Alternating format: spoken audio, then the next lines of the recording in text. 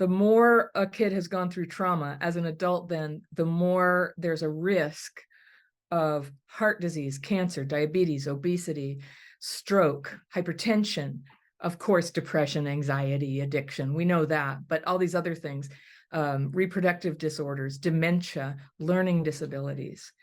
And the list is so long that you start to think, well, what isn't made worse by trauma? And trauma just makes a lot of things worse. It increases risk significantly of autoimmune disorders, such as lupus, MS, Graves' disease, things like that.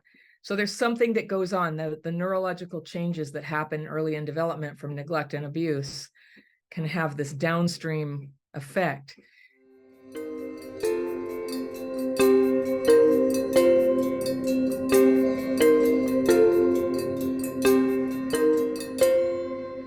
In this riveting conversation with trauma expert Anna Runkle, the crappy childhood fairy, we delve into the profound impact of trauma and its ripple effects on our lives.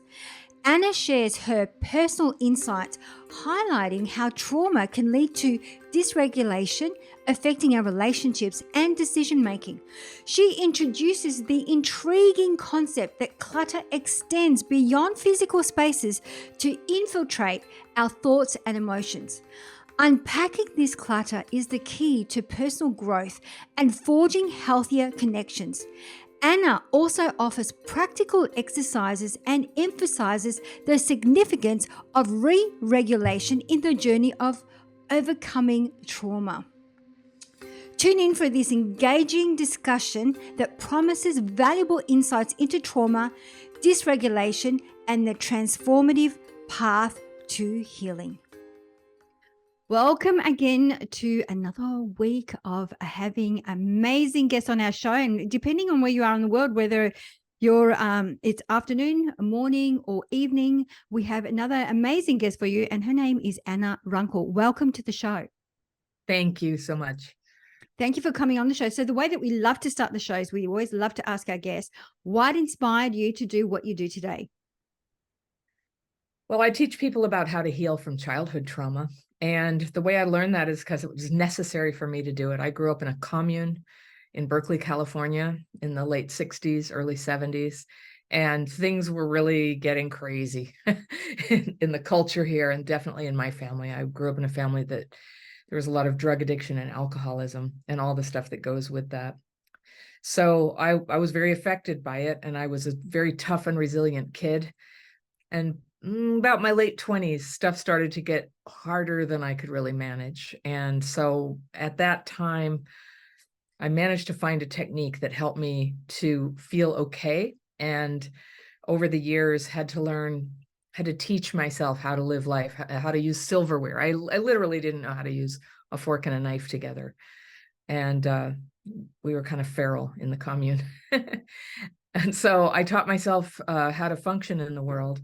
And I've ended up creating a whole program for people who have childhood PTSD and who need to find a way to work on it. And many, many people who have childhood PTSD don't respond to conventional treatments like talk therapy or medication. And I'm one of them.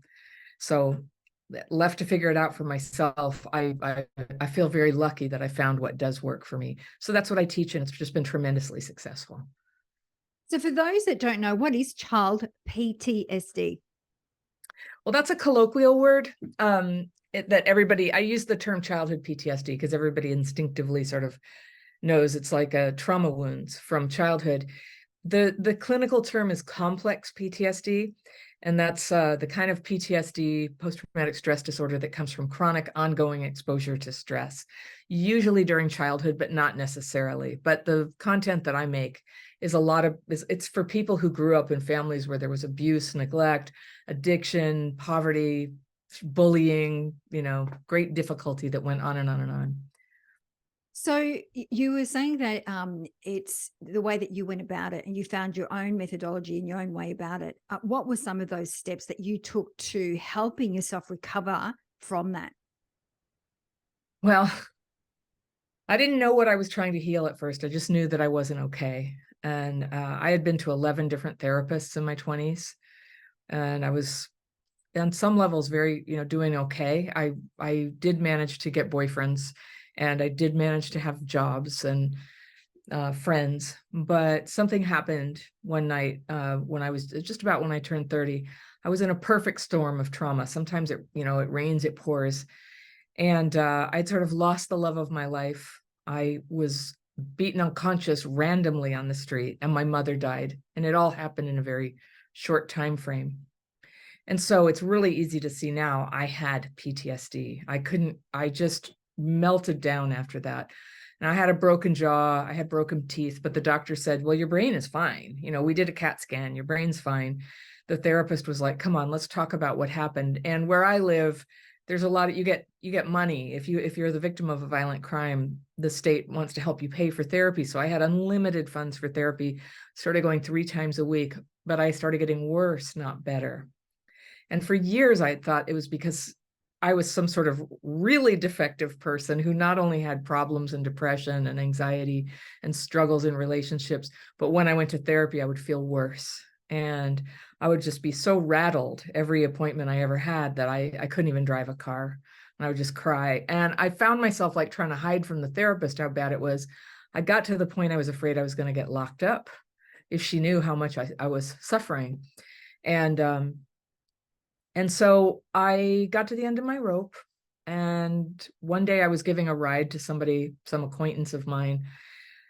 And I don't know why I decided to tell her, but I told her that the next day I was probably going to take my own life. She said, oh, honey, I know how that is. Why don't you come in? We'll have some tea. And it was when I think back on that, I just think, wow, like somebody was looking out for me. And I asked just the right person. And she was somebody who had had a very rough life. She had lived on the streets. She had been an alcoholic. Alcohol was not my problem, which at the time I thought, I wish there was that simple of an explanation why I have such a hard time. But at that time with PTSD, I had a really hard time regulating my emotions. I would get really angry. I'd get really sad. It had only been like a month or two since the assault, but I just didn't have any help that helped. And I couldn't read a book. I couldn't even read a paragraph. My focus was just so messed up, and I couldn't use a telephone. I would have panic attacks trying to cross the street. And, now with everything we know, it's just funny that between a doctor and a therapist, they were just like, no, we see nothing wrong here. It's fine. You're just stressed out. But it wasn't. I had a neurological thing going on where the trauma that I had been through activated probably a lot of old trauma that I had compartmentalized pretty well. A lot of us do. My childhood was pretty rough, but I was like this good kid. I was going to be okay. I was going to do everything right.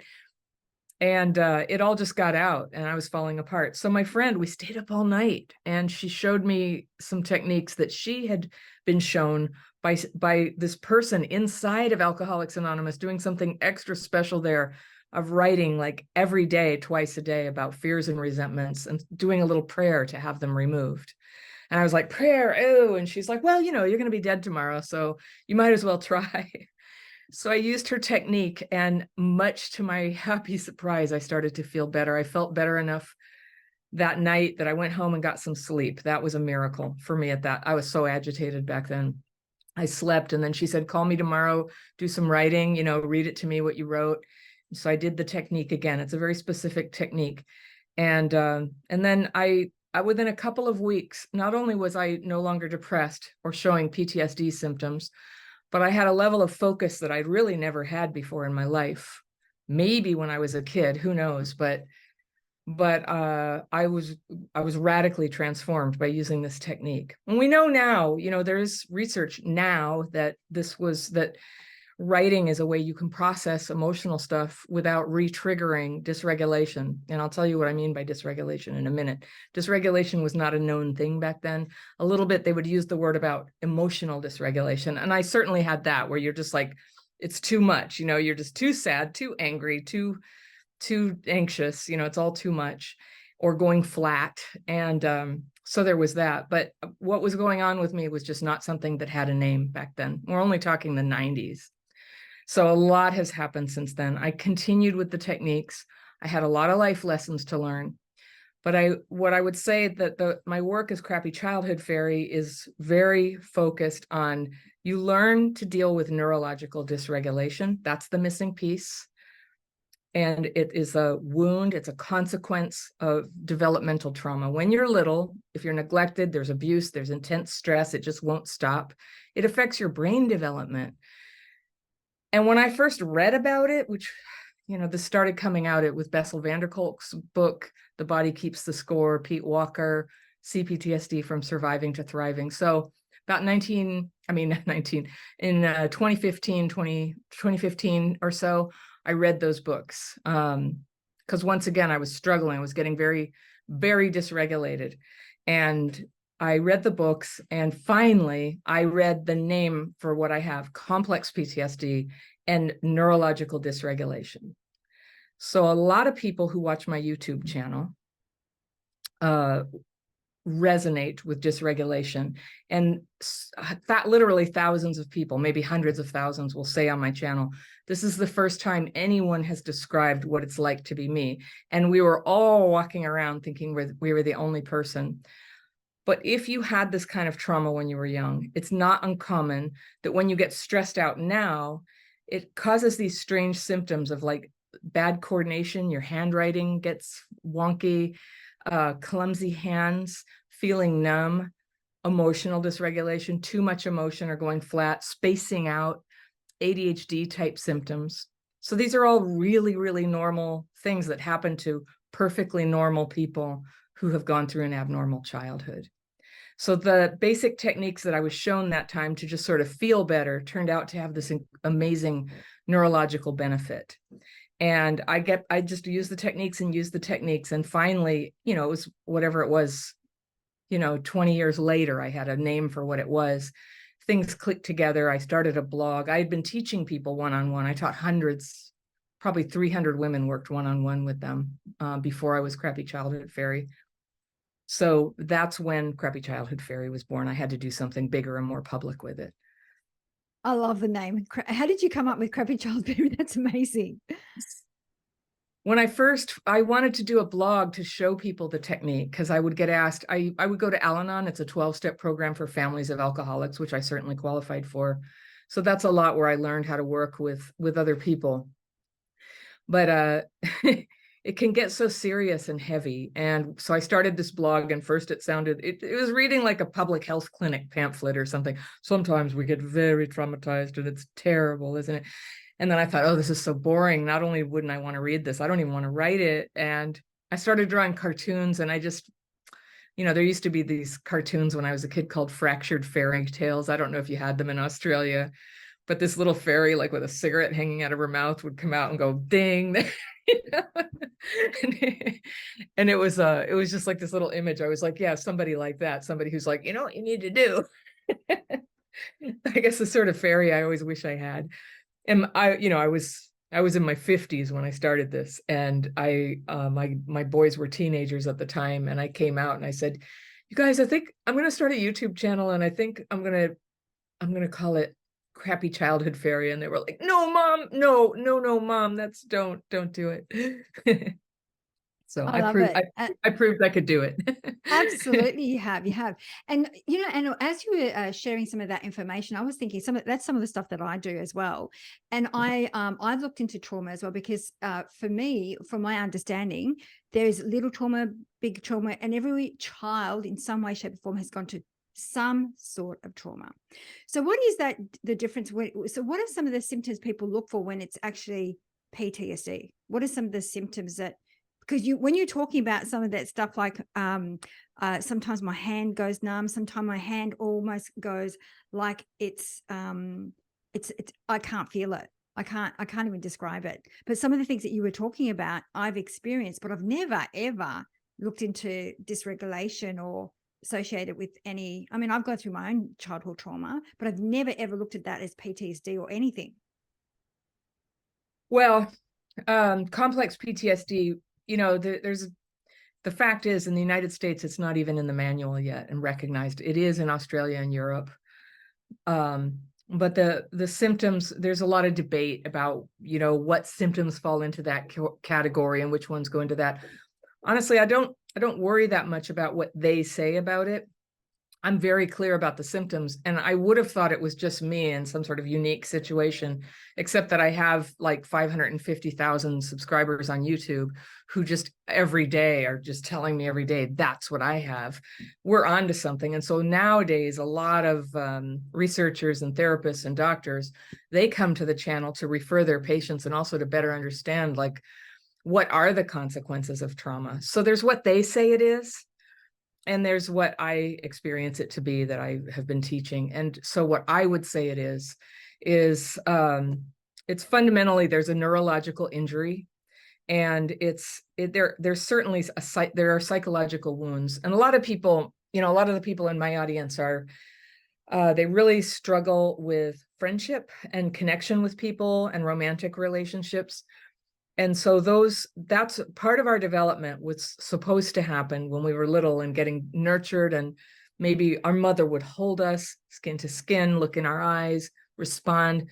So when a little baby goes da da da da, and the mother will say da da da da, or the dad, and that is a super important piece of brain development. So if you're neglected, if you're left crying, if people don't really, if they're high and they're not really attuned to you, then this development starts falling off. And the consequence of that is so far reaching. And we can't be too, I'm careful not to be too specific, like what's the cause and what's the effect. There's a lot of stuff that happens. In my family, there was a lot of neglect that peppered with sometimes, perfectly loving care, and especially from like grandmothers and things. Or my mom would sober up and she would be great, and then she wouldn't be, and then she wouldn't come home for a month. And that fear and no sense of security. And I've also noticed, and I don't know if this is as true about me as I've seen it in so many of the people. I answer letters. I'm like an advice columnist on YouTube. And a lot of people write to me and say, well, nobody paid attention to me. They didn't really understand what I was interested in or what was special about me. And they found me annoying. And now I'm in a relationship with somebody and they never text me back, but I just can't stop thinking about them. And that is the pattern where the survival technique of childhood, of coping with not being loved or attended to properly, turns into a superpower that I call crap fit, where you go, that's okay. You don't have to love me or call me back or anything. I will love you and I will make it all okay. And I'll do that. And I just see it over and over and over and over again. And that crap fit is the word I made up, where you fit yourself to crap, to just terrible, unacceptable behavior and people. And so that's one of the patterns. So a lot of what I had been told by therapists is you're trying to recreate your childhood. And I always thought, I don't think so. I think I'm like fighting like hell to have a better life than I started with. And that's a fact. And most people are. People are really trying. We're not trying to recreate our childhood. There is something called repetition compulsion. But what that looks like from the outside is not what it feels like on the inside. And I would say what happens is that under stress, let's say with choosing a partner, that whole process gets so stressful. We now know, like when a kid who was traumatized as a kid, as an adult, when you go under stress, left front cortex starts to go dim. There's not a lot of activity there. That's where you should be reasoning. Right front cortex, it starts really lighting up. And that's where emotions are happening. And that's a lot what it's like getting into a relationship. I think even for people who are not traumatized, it's very emotional, not very rational. But with PTSD, it can be critically out of whack.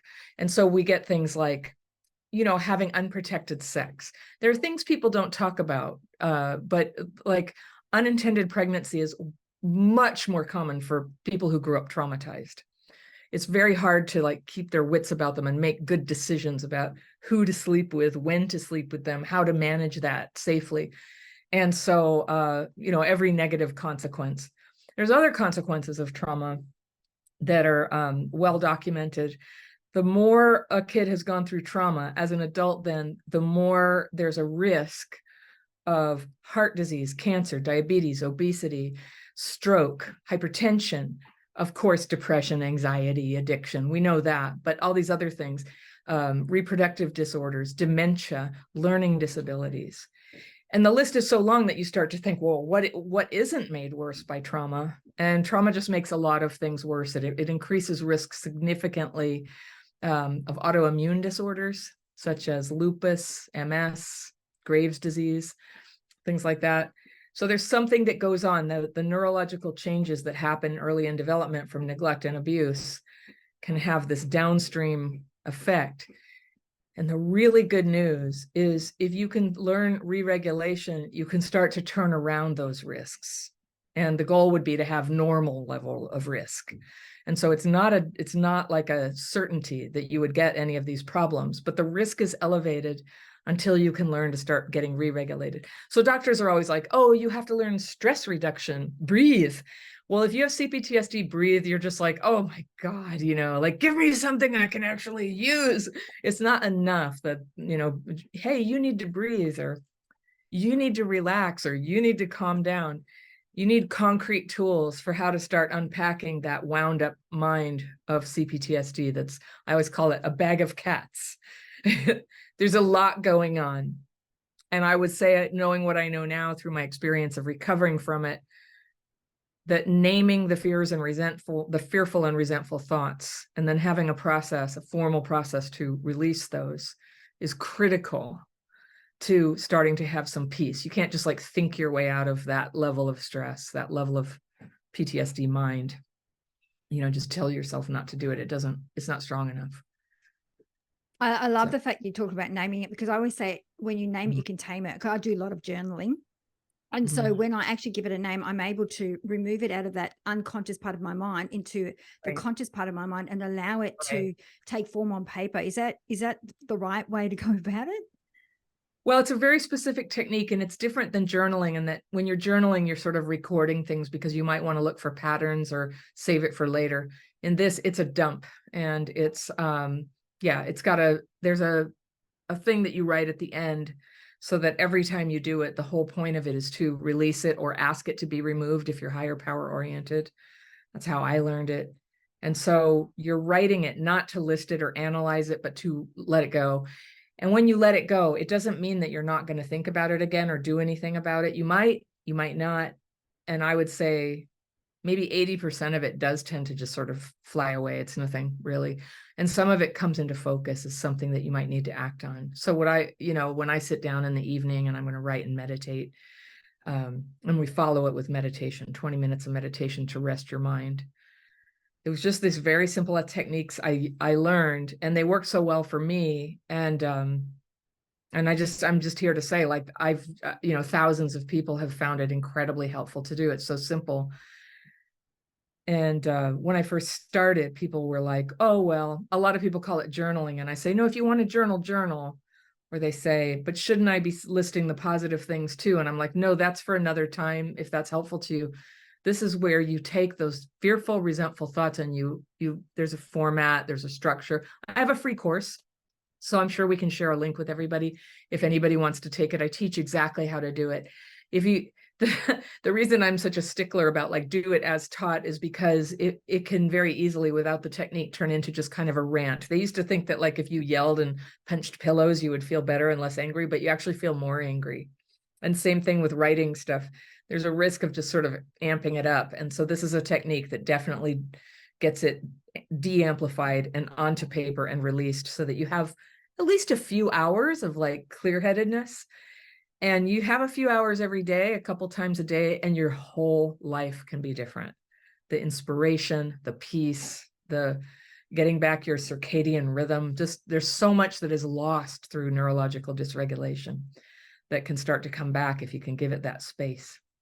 We'll definitely have that in the show notes. And as you're talking, I'm just thinking about a process that I just went through myself, and those that know me very well. I used to practice forgiveness all the time. And what I was noticing is every time I was forgiving someone about a particular thing or a particular event, I was bringing forward that emotion, that anger, and how I was deceived, let's say.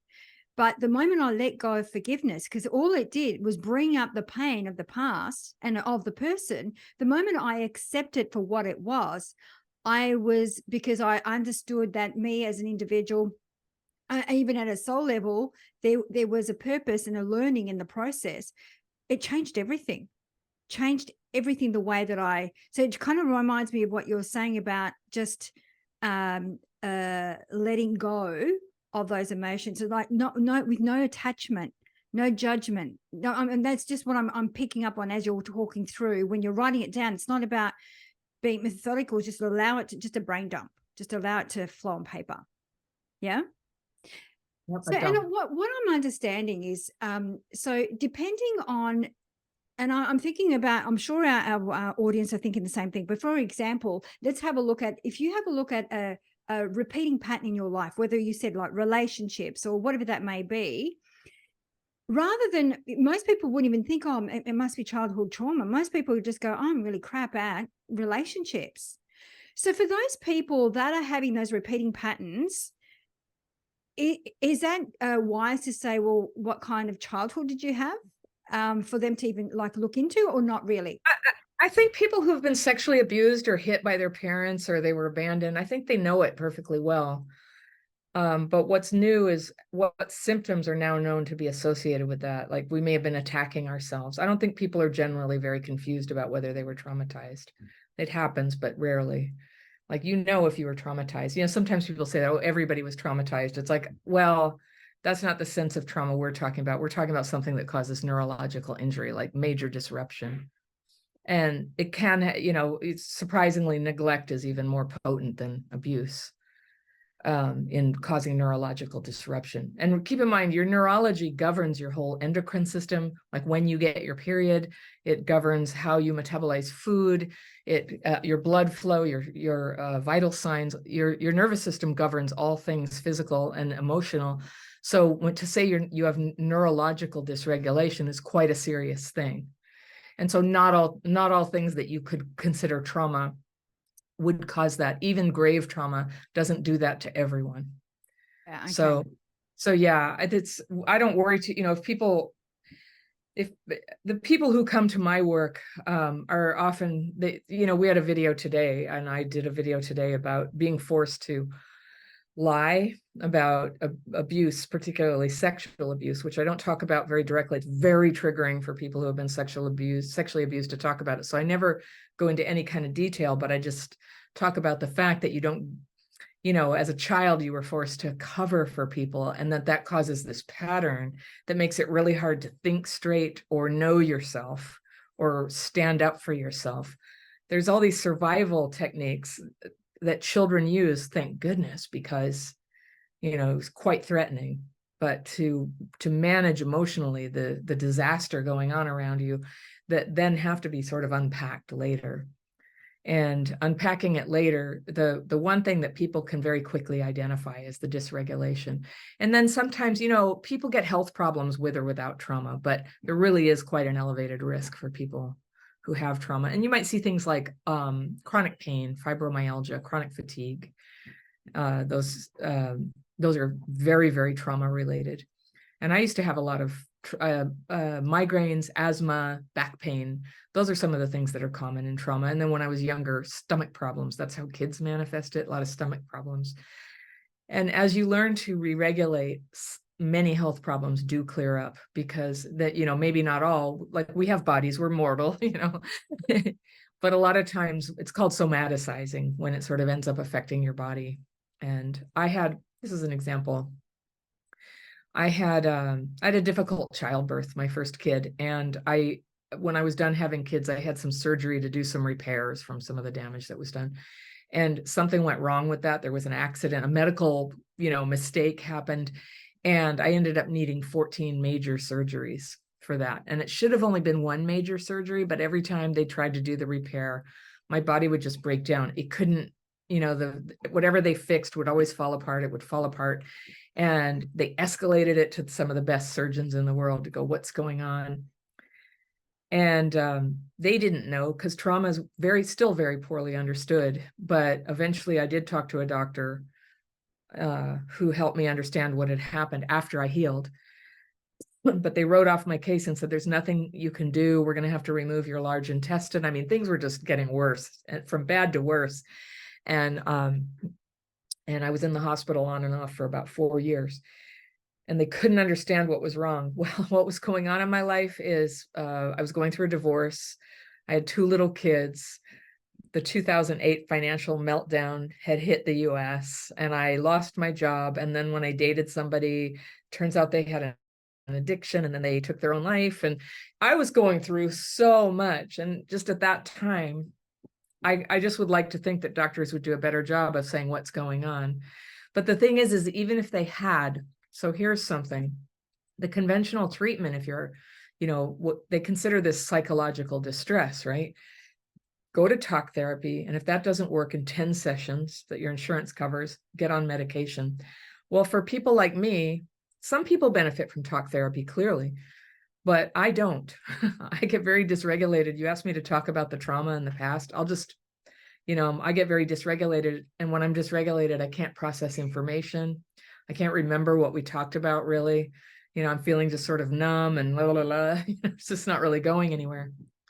And then medication will short circuit the ability to re-regulate. I teach people how to re-regulate. There's very practical things you can do to get re-regulated. And when you're re-regulated, you can do a better job of healing your body when you need to. You can do a better job of noticing when you're hungry or not hungry or tired or need to hang out with friends or, have energy to run outside. And when you're re-regulated, you can also navigate things that are stressful, like being in an argument with your partner. That's something like if you tend to get dysregulated, a little argument can blow up into such a screaming match. If you know how to re-regulate, you can say, you know what, I feel myself getting dysregulated. Can I take 15 minutes and then come back to this conversation when I'm re-regulated? And any partner who's been through a screaming match would welcome a partner who would actually do something to pull themselves together. So I've had a lot of practice with this with my husband, and it's just been life-changing to know what to do when I'm feeling this like, no, you don't understand me. I'm just very breathless. Everything's dire. I'm dysregulated. I can't read the situation accurately. So 2 things that characterize complex PTSD that were defined by this therapist who has CPTSD named Pete Walker. He defined emotional flashbacks. That's a new concept. He published this book in 2014 with it. An emotional flashback is kind of similar to things you've seen in movies about war veterans who come back and they wake up in the middle of the night sweaty and frantic and reliving it all, and then they go, honey, it's a dream, and they calm down. So an emotional flashback, it's not like you're going back to some war zone or remembering. There's no memory associated with it. A lot of times the trauma is before you could form memories. You just wake up with a feeling. You wake up with a bad feeling, and or it's not necessarily waking up. It could happen anytime something triggers you. You get criticized or a car almost bumps into you. And this weird emotional state comes in. It's too much. It's an emotional flashback. You can teach yourself to say, oh, I'm having an emotional flashback, or, oh, I'm dysregulated. Hold on, let me follow through a little routine here that helps me come back from that. Because it's the thing we do. It's the stuff we say when we're upset and dysregulated or having a flashback that are so destructive to relationships and jobs, I might add. I've done that. I've said things at work that definitely hurt my career when I was in the middle of kind of a freak out. And when you do that, you end up very ashamed. Like, I always knew, I'm like, something's different about me. The way that I get upset about stuff is more than other people. And it was just something I tried to sort of compartmentalize and hide. And I taught myself not to say anything or not to defend myself. And so it was sort of easy to, I don't know. It was easy for people to kind of cross my boundaries because I was so used to sort of believing that there's something wrong with me and I better not set a boundary because I'm probably nuts, but I wasn't nuts at all. And I was confused about why I was feeling so strongly about stuff. So you end up like yelling at somebody, and then an hour later, you're like, oh, why did I do that? I didn't mean at all what I said. So they used to think that people who did that, it's like, oh, it's borderline personality. It's rarely borderline personality, whatever that is. A lot of times it's just dysregulation, and you can teach yourself to come back. When you notice it's happening, come back. Don't try to have a big conversation. Don't use heavy equipment or drive a car. And come back, get yourself re-regulated, and then carry on. And soon you're on a level playing field with people who never were traumatized. Oh, I've got lots of things that are bubbling up. So first of all, I think that absolutely what you were saying before, if you've been traumatized, you would know, absolutely. But it's more the subtle stuff, the neglecting, the neglect, the lack of attention, the lack of love, that kind of trauma that I was thinking about. And so that's more the. I'm sure there's a lot of us walking around with CPTSD without even actually knowing that's what it is, and we have these reoccurring patterns. The one thing that I'm really curious about is, how do you control when you are flooded with emotions, which we all have those experiences in that moment? You do, it's almost like, well, your prefrontal cortex shuts down, right? So then all of a sudden you're just going and just let it out. And I agree with you. Most of the time you say things that you regret later. And I have practiced being more conscious, I'll call it conscious living, than rather than allowing this autopilot to take place and take over. But I still struggle with it at times. So what is that one thing, or that trick? What's your trick? Like, how do you, when you're in the moment and you're flooded with emotions, what's that thing when you go, I'm consciously aware now that I'm now dysregulated? Well, I wish it were as simple as just like one trick, but it takes a lot of self-awareness to start to know your own signs that it's happening, that you're sort of losing touch with yourself. And it's, the irony is that you're sort of going unconscious. And so it takes a lot of self-awareness to start going, here it is. And so, in the courses that I teach, it's a lot of like worksheets where you go through and start mapping out, when does this happen? When has the bad stuff happened and what triggered that? Now, triggers are interesting. Nowadays, people talk about trigger very broadly. They could mean something that upsets you, right?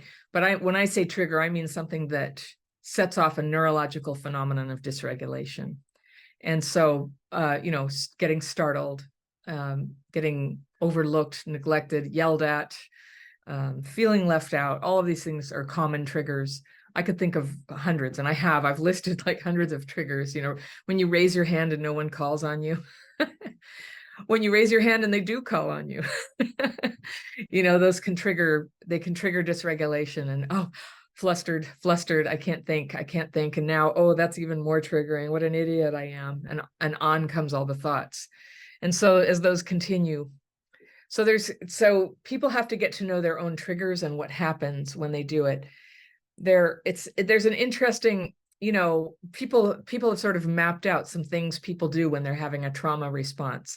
So one little map, it's fight, flight, freeze, or fawn. And there's some other ones, that people have suggested could be added to that. But those are trauma responses. And I would say relationally, there's the three trauma responses that I talk a lot about are escape, where you just want to go off into fantasy or leave the relationship. Control, which includes like getting all codependent, trying to make somebody change or not leave. And then cling. And cling is just, you put up with anything. It's a trauma response to just say, and that's unfortunately, that's a trauma response that's involved in trauma bonding, which is where somebody treats you bad. They're nice sometimes, they're mean sometimes. And it just has this like psychological hook that will just draw you in. And so detoxing from that stuff I wish it were simple. It's not simple. It takes a lot of self-awareness. And I just always say you need tools that work, not other people's tools that don't work for you, but you need tools that work for you, and you need support. It's so important to have people who are walking that path with you, who you can stay connected with and just like call your friend and just be like, this guy just called me again, but I thought we were broken up and I'm confused and I feel like I have to pretend like we didn't just break up and I'm not sure what's going on. And your friend can say, remember, you didn't want ambiguous relationships. Why don't you text him and ask for clarification on what he's suggesting? And then call me and we'll decide about your response together. Having a friend you can do that with is so helpful, because when you're prone to dysregulation, you'll say anything. You'll just go, oh yeah, okay, guy who's giving me ambiguous signals. Ambiguity is great. I love ambiguity. I'll be right over. And that is exactly, actually getting into sexual relationships while dysregulated is how trauma is passed on generationally. That's how it happens. And so the whole process of dating, getting to know people, moving slowly, not bonding while you let information come to you, is a potent area where people can change their lives after trauma, not having the crazy relationships that are very, very common.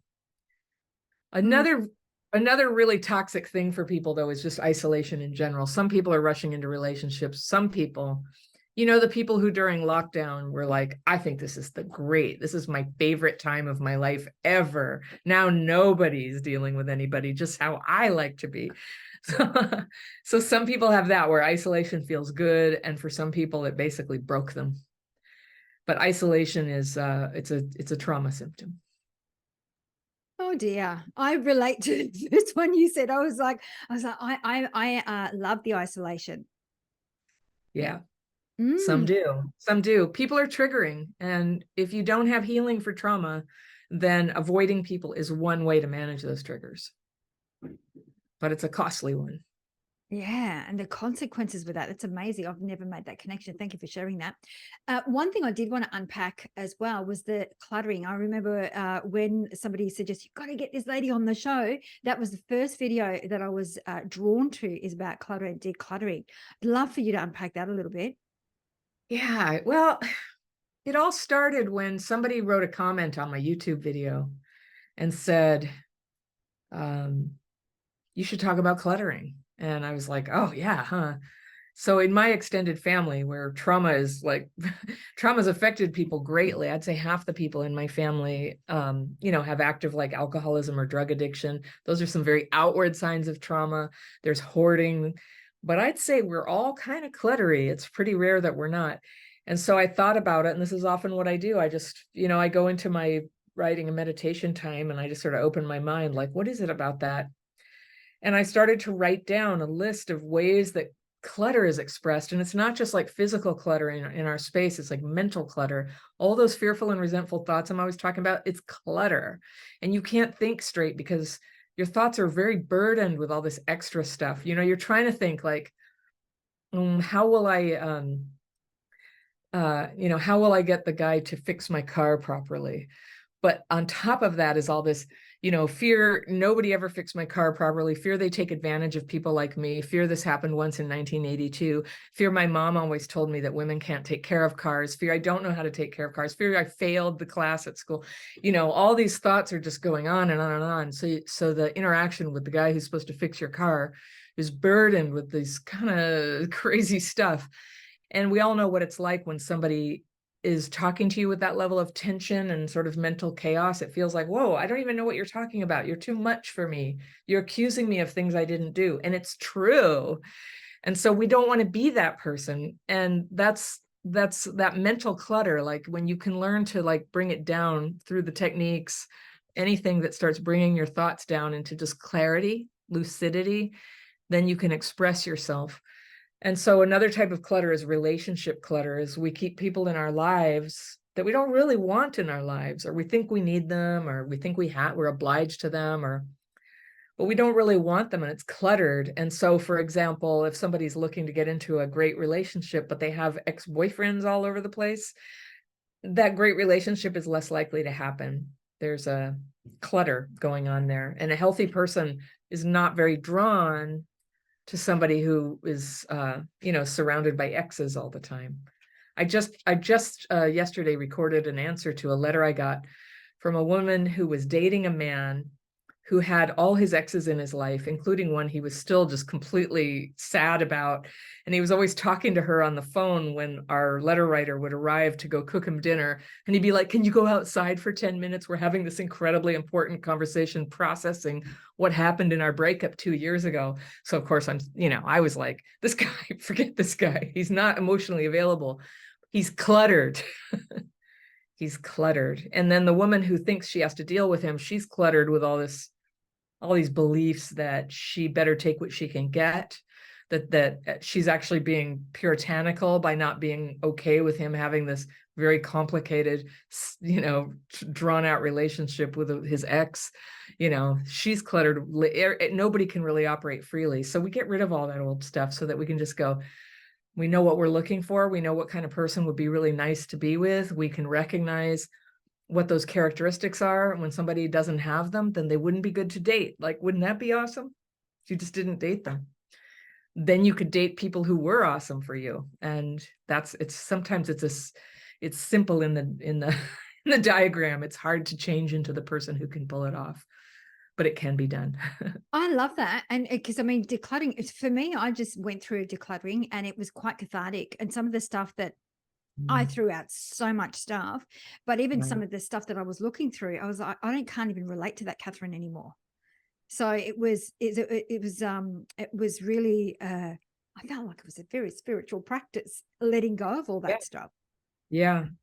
Yeah. So I sort of put out a hypothesis in that video that, people often will say, when you clutter, you can make yourself feel happier. And I do think that's true. But also clutter it's just it's a symptom of traumatized people are cluttery. Not everybody, but I think it's very prevalent. And our outward space is a reflection of our inward state. That's kind of true.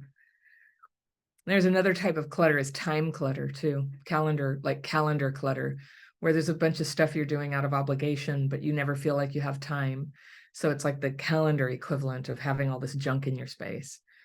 And that's really like I think that for a lot of women, like once you are old enough to be seen as very competent, people will start asking a lot of you, and you get very cluttered unless you start learning to be choosy about what you say yes to. So I'm guessing, Anna, that you've become really good with boundaries, setting boundaries. I try. Yeah. Yeah. Better. Yeah. So, because I know for me, it's one of those practices that and it goes back to, I don't know if what your thoughts are around attachment theory, because I'm very much avoidant, Mhm. and I wonder how that's linked into PTSD. Well, I think it's an overlay, and attachment styles, they certainly seem to be valid. I can see it. So there's this mythological state called secure attachment. And whatever that is, I don't have it. I'm getting a little more secure. I've been with my husband for 15 years, and married for almost 10. And the first part of our marriage, my insecurities were really up. Like I thought getting married would like fix all that. I had it in my mind. Once you're married, then all of that is behind you, like wondering if they love you. But it didn't go away because it's a lot of it I'm carrying in here. And we're just people. People have to work a lot out. And so yeah, I forgot, where are we going with this? About attachment styles. So insecure attached, I literally was abandoned as a kid quite a lot. And so that it's been taking me a long time to settle down into feeling secure, like I'm not going to get abandoned. I feel very secure in my marriage. And I'm very good at like giving security, or I'm much improved in giving security. Like I don't make threats like I used to. In younger days, that's a lot what I used to do, because when I got super dysregulated in an argument with emotions high and reasoning down, what I would believe is my thoughts that would go, see, love is not real. This is bullshit. I got to get out. I got to run. I'm just like cycling through all the trauma responses. And so I would say very harsh things and just be like, this whole thing is stupid. You never loved me anyway. I never loved you anyway. I'm leaving. And then an hour later, I'd be totally sorry. And that's a terrible destructive cycle. It's emotional abuse, in fact. So it had to stop, and it had to stop. And I had to learn how to restrain pen and tongue when I could detect signs of dysregulation. It's not the time to make pronouncements about the relationship. And generally speaking, I have a rule of thumb that if I have something dramatic to say, it can wait a day. There's nothing except like fire, or impending peril that has to be talked about today. And if you wait a day, for me, in my case, a lot of it just evaporates by tomorrow. Some things do have to be worked on, just like anything. It's real. But when I can wait and not be dysregulated, I'm capable of a really good, mature conversation. So less and less am I dysregulated anymore, because my life circumstances just, when your life gets better, you're not re-traumatizing yourself so much. You're not dating some jerk, or, you can get out of self-defeating behavior. I teach a lot about self-defeating behaviors that are common. And that's what it has to do with, like be feeling drawn to troubled people, black and white thinking, self-neglect, these things, they pile up and they make it really hard. They make everything hard. Money problems, everything piles up.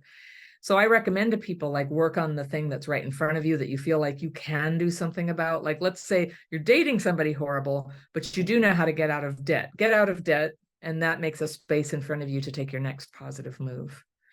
You don't have to, there's no way anybody can take it all on at once, because it's a lot, but Yeah. moving in a positive direction. Yeah, and I love the way that you say one step at a time, because it is, I mean, there's so much to it. It sounds very complex, Anna. And so when you were talking about isolation and avoidance in relationship, I was like, oh, how that must be very linked into PTSD in some way, shape, or form. Yeah. Yeah. Well, I think, it's a fuzzy line. Like, some people are introverted and that's their nature. Some people are avoidant and that's a wound. Some people are on the Asperger's spectrum and that's the way they're built. And there's a lot of people have different things going on. And to some degree, we have to just kind of accept and love ourselves and then work on the things. The really important things to work on are the things that push other people away, and that cause us to attack ourselves. That doesn't do any good. But one thing, there are certain conventional wisdom things for normal people that don't always apply to somebody who's working with a trauma wound. And it's like, I can't tell you how many times people have said, you just need to love yourself before you can love somebody else. And I just be like, what are you even talking about? That's not really like useful advice for somebody who's in trauma. Like, oh, okay, I'll just love myself then.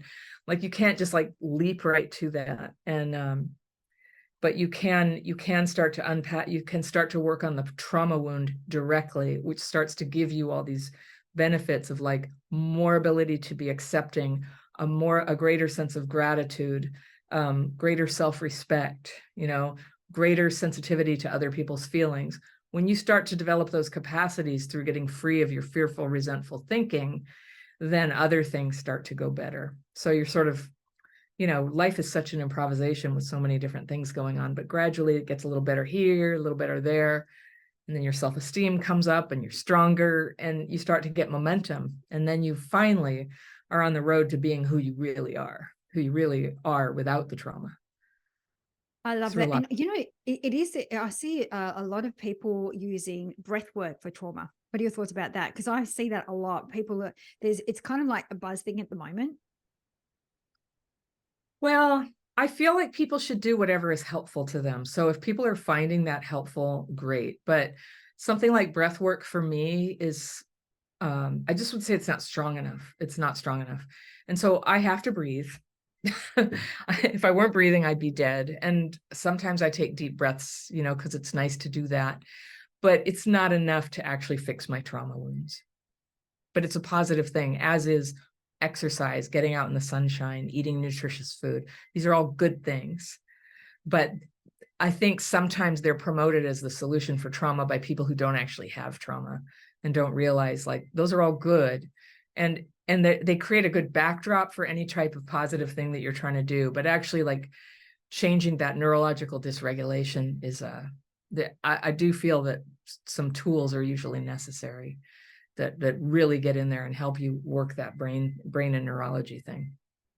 I feel like it's that whole re-regulation is the key to everything else. Because it's so complex. It's like, where do you begin? And I know people say, but that takes a lot of time and effort and consciousness and too much work. But it sounds like it all goes back to that re-regulation. Is that correct? Well, I think that if you can't stay regulated, you can't do much. You're not going to succeed professionally or in relationships. You're going to have a lot of problems. So if you do one thing, learning to re-regulate starts to set the stage for you to solve. Like, I see it as, you have neurological wounds, you work on those and start to get that stronger. And then you can start to take on life's problems, like what to do about money or who shall you date. Those are things you can't really do. For me, I can't even talk to a therapist if I don't know how to re-regulate. So just throwing me into therapy ended up being really toxic. But that was just, people didn't understand it at the time. So now we know. And some therapists are very aware of that, and they have non-talking ways to help you with problems. Yeah, I even like the fact that you initially, when you started saying that you started drawing pictures, because that's it's really sometimes things are really hard to put into words and quite complex, but putting it into picture makes it or ever so different when you're trying to express, for example, I mean, I do this in one of my classes where I'll say, if you were to describe to a 5-year-old what is your role, and draw it, not using words, that's a very different, you're using a different part of your brain, but it's a very different in a way that you will go ahead and describe it. Yeah, I would imagine that's true. Mm. So, in the essence of time, I know that your time is very valuable. Or the way that we love to wrap up the show, we always love to ask our guests to leave 3 shiny golden nuggets or 3 practical exercises. What would be those 3 practical exercises that you would like to share with the audience? Well, I would encourage people to start learning about what their signs of dysregulation are. One thing I can give you is a link to a quiz that lists signs of dysregulation and emergency measures to re-regulate. So you'll see some of that there. But when you start to notice, like my cue is my nose feels numb when I'm getting dysregulated. So if I'm talking to my husband and I'm starting to get a little intense and my nose feels numb, I know, pause. Don't try to have this conversation right now. Get re-regulated. And I take whatever time I need and I make an appointment with him 20 minutes later to, can I continue this conversation then? So pause, make a time when you'll return to the conversation, and then use that time to get re-regulated. That is a game changer. Another thing you can do just for emergency measures for getting re-regulated is to wash your hands. Now, like, you could take a shower, a hot shower, a cold shower, that will help your nervous system kind of go, whoa, I'm back. Or if you are just not in a situation where you can jump in the shower, you can wash your hands warm, like very, very warm water or cold water, and anything that increases your tactile sensation to come back, like washing your hands with soap and just kind of taking a minute to just enjoy the soap and water will help bring you back a little bit. And then another thing that I think is completely overlooked is movement. Exercising to the point that your heart rate comes up is probably the best thing you can do for healing trauma and coming out of depression and coming out of a anxious and stuck place, is to get moving. If you can do that outside, that's especially good. And if you can do that with other people, that is also good. Where, let's say a teacher in a yoga class or a dance class or martial arts is saying, all right, now, right kick. And everybody does a right front kick at the same time. For whatever reason, that is especially regulating. Like kicking your feet is good, but hearing somebody say right, using your right leg and doing it with other people. I don't think this theory is very well backed up yet, but I think we all intuitively know, like we have a unique nervous system that's our own, but we're sort of part of a greater nervous system with other people, especially when they're physically near. And we co-regulate with each other. So when somebody's freaking out in your presence, it stresses you out. When somebody's calm in your present, it calms you. This is very important for parenting. This is a lot what you can do for kids, is learn to re-regulate. Your kids will match you, hopefully, unless there's something else going on. So those are my 3 tips: is pause when you know you're dysregulated and don't try to keep fighting. Wash your hands or do something tactile to bring yourself back to your body, and then go outside and move. I love all 3 of them. And I love I remember we had a guest on the show. She does a somatic dance and healing. And she was talking about how trauma and emotions get caught in the body. And we underestimate how powerful movement is. And yet, especially nowadays, there's so many people, including myself, that's behind the desk all the time, because since COVID, I used to do a lot of traveling. Now I do a lot of virtual stuff, and it's happening to everyone. Yeah. So important. Yeah, it's definitely affected how much I move. I have to make more of an effort to move around because I'm not out there walking to the train. Yeah. Yeah. So, Anna, I want to say thank you so much for coming on the show. Where do you hang out? I know YouTube, and we'll have all of that. Is that where you hang out the most? YouTube is certainly my biggest presence. I also have a website, crappychildhoodfairy.com, where you can find all my courses and free materials. I have a free tools page where you can find the quizzes and the free course that I was talking about, as well as other programs that cost money. And I have my first book coming out in October 2024. And that will outline my unique philosophy and techniques for overcoming trauma. Beautiful. I was about to ask you, I did look for a book actually. I was about to ask you, you should write a book. I mean, but fantastic. I'll be looking forward to that coming out. Amazing. So we'll have all that in the show notes. And I can't thank you enough for coming on the show. Like I said, we've never covered this topic before. So it was interesting to hear from your perspective, very different. And I'm sure people are going to reach out. So thank you once again for the great work that you do in the world. Thank you, Catherine. Thank you.